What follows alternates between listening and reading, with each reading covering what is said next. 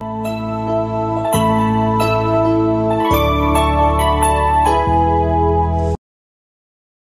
Viewers, আসসালামু আলাইকুম।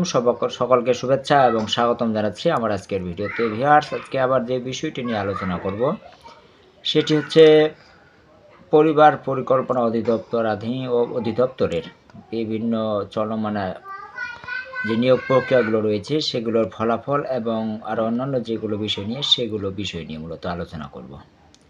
তো ভিউয়ার্স, এখন কথা হচ্ছে যে পরিবার পরিকল্পনা অধিদপ্তর স্বাস্থ্য মন্ত্রণালয়ের অধীনে একটি দপ্তর। সেই স্বাস্থ্য মন্ত্রণালয়ের বিভিন্ন নির্দেশিকা মোতাবেক কিন্তু এই পরিবার পরিকল্পনা অধিদপ্তরটি পরিচালিত হয়। তো এখন কথা হচ্ছে যে বর্তমান প্রেক্ষাপটে এই যতগুলো মন্ত্রণালয় রয়েছে তার মধ্যে এই স্বাস্থ্য মন্ত্রণালয়ের কার্যক্রম অনেক ধীর গতিতে। আর স্বাস্থ্য মন্ত্রণালয় কিন্তু বাংলাদেশের অন্যতম একটা বড় খাত বলা চলে, বা একটা বড় মন্ত্রণালয়। এগুলো কাজ অনেক। তো নতুন একজন যে উপদেষ্টা হয়েছেন তিনি এগুলো মূলত সবগুলো বিষয়ে উনি তেমনটা কাজ করতে পারতেছেন। এটা অস্বীকার করার তেমন কিছু নেই যে উনি আসলে কাজ করতে পারতেছেন না। তো অনেক কিছু বিষয় রয়েছে, এই কারণে আপনারা দেখবেন যে কিছু ভজকট অবস্থা তৈরি হয়েছে। তো এখন কথা হচ্ছে যে পরিবার পরিকল্পনা অধিদপ্তরের যে এর আগে 26 ক্যাটাগরির, বিশেষ করে নৈশ প্রহরী বা নিরাপত্তা প্রহরী বা অন্যান্য যে পদগুলো ছিল সেগুলোর মৌখিক পরীক্ষা হয়ে গেলেও চূড়ান্ত ফলাফল এখনও প্রকাশিত হয়নি। তো এই বিষয়ে আসলে কি হতে পারে? তো ভিউয়ার্স, এইটুকু বিষয়ে আপনাদেরকে নিশ্চয়তা দেওয়া যেতে পারে যে ওই পরীক্ষাটি কোনো নিয়োগটি বাতিল করা হয়নি। ওটার রেজাল্ট আপনারা পাবেন, তবে কবে পাবেন সেটা সামগ্রিক পরিস্থিতির উপর নির্ভর করবে। তবে আপনারা যদি আপডেট জানতে চান, আপডেট শুধুমাত্র এইটুকুই যে আসলে ওই নিয়োগটি বাতিল হয়নি। বিশেষ করে নিরাপত্তা প্রহরীর সম্পর্কে যে 26 ক্যাটাগরির যে রেজাল্টটা ছিল সেটা মূলত বাতিল হয়নি। ওটা রেজাল্ট আপনারা পাবেন। তারপরে যদি আমরা বলতে যাই যে FWV অর্থাৎ পরিবার কল্যাণ পরিদর্শিকা পদের বিষয়ে আসলে কি বা কেমন কি আপডেট। তো ভিউয়ার্স, এটা যেহেতু একটা মামলা চলমান রয়েছে, তো চলমান মামলার বিষয়ে বিভিন্ন নির্দেশনা মোতাবেক এখানে আমাদের কোনো মন্তব্য বা আমার ব্যক্তিগতভাবে কোনো মন্তব্য করা উচিত নয়, কোনো অনুমান করাও উচিত হবে না, যেহেতু একটা কোর্টে বা আদালতে মামলা চলমান রয়েছে।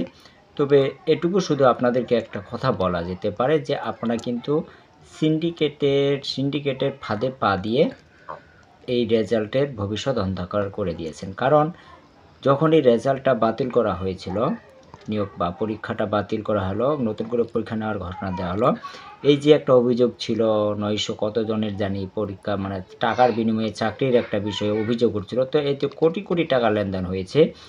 ওই বাতিল হওয়াতে কিন্তু ওই টাকাটা ফেরত দেওয়ার কথা ছিল। কিন্তু এখন এমন পর্যায়ে নিয়ে গেছে সিন্ডিকেটের কবলে ফাঁদে পা দিয়ে মামলা করে বা রিট মামলা করে এখন ওনারা যে সিন্ডিকেটের এখন মামলা করে দিয়ে ওনাদের একটা অজুহাত বা ওনারা একটা সুযোগ নিচ্ছে যে এটা মামলা চলমান। বিভিন্ন জায়গায় শোনা যাচ্ছে ওনারা বলতেছে যে রেজাল্ট হবে, অপেক্ষা করার। আর এটা তো মামলা চলমান, যদি রেজাল্ট হয়ে যায় আপনার তো রেজাল্ট বের হবেই। এই কারণে কিন্তু আর টাকাটাও আপনারা ফেরত পেতে চাচ্ছেন না। যদি আপনারা এই মামলার ফাঁদে না পড়ে মামলা না করতেন, তাহলে যারা টাকা দিয়ে চাকরি নেওয়ার কথা ছিল আপনার টাকাটাও ব্যাক পেয়ে যেতেন এবং ওনাদের কাছে আর কোনো বক্তব্য থাকতো না। আপনাদের ভাগ্যে বা রিজিকে থাকলে নতুন করে পরীক্ষা নিলেও কিন্তু আপনারা এই চাকরিটা পাইতেন। বিশেষ করে যারা টাকার বিনিময়ে পরীক্ষা উত্তীর্ণ হয়েছিল তারাই মূলত এই মামলাটি করেছে। সাধারণ মেধাবী প্রার্থীরা কিন্তু এই মামলাটি করেনি। কারণ সেই সময় এমন বিষয় ছিল যে আসলে ভাই বলেন বা লিখিত পরীক্ষা বলেন, বিভিন্ন জায়গায় কিছুটা কারাপ্টেড হয়েছে, এটা তো আপনারা সকলেই জানেন। তো এই কারণে এখন আপনাদের যেটা করণীয় হবে, আপনারা যদি পারেন এই মামলার যে রিট মামলাটি কোনো বিশেষজ্ঞ আইনজীবীর সাথে পরামর্শ করে মামলাটা আপনারা তুলে নিয়ে আপনারা লবিং বা যেটাই হোক কূটনৈতিকভাবে এগিয়ে আপনারা এটা সমাধান করতে পারেন, যেখানে আপনারা নতুন করে রেজাল্ট তৈরি করলে মেধাবীদেরই চাকরি হবে। ওই মামলা আশা করে মামলা ফলাফল আপনাদের পক্ষে আসবে, এটা অনেক কয়েক বছর দেরি হয়ে যাবে। আপনাদের পক্ষে আসলেও আরও অনেক দেরি আছে। অতএব এটা আশা বাদ দেন। আপনাদের হাতে যদি বিকল্প কিছু থাকে সেটা নিয়ে চিন্তা করেন, না হলে মামলা তুলে নিয়ে আপনারা কূটনৈতিকভাবে তৎপরতা চালিয়ে ফলাফলের বিষয়ে আপনারা আগাইতে পারেন। তো ভিউয়ার্স, এই ছিল মূলত আজকে আলোচনা বিষয়। সকলকে ধন্যবাদ। আল্লাহ হাফেজ।